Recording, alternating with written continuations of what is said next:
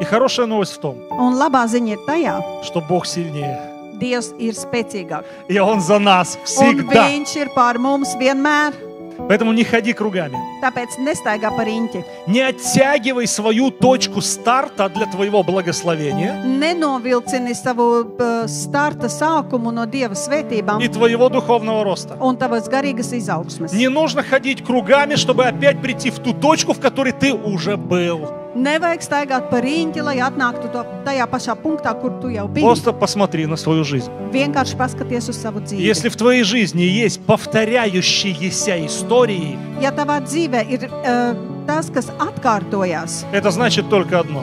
tas nozīmē tikai vienu. Ты не сдал экзамен, который тебе просто нужно сдать. Tu neesi nolicis eksāmenu, kuru tev jānoliek. Ты опять и опять в своей жизни возвращаешься в ту же самую точку. Tu atkal un atkal savā dzīvē atgriezies tajā pašā punktā. Зачем? Priekš kam?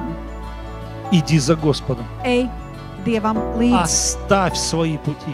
Atstāj savus ceļus. Не возвращайся туда, где ты уже был. Neatgriezies tur, kur tu jau biji.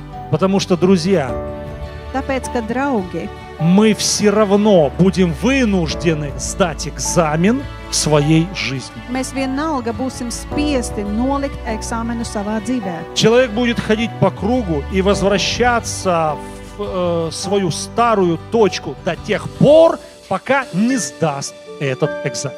Cilvēks ies pa riņķi un atgriezīsies atkal tajā pašā punktā līdz tam brīdim, kamēr viņš neloliks savu eksāmenu.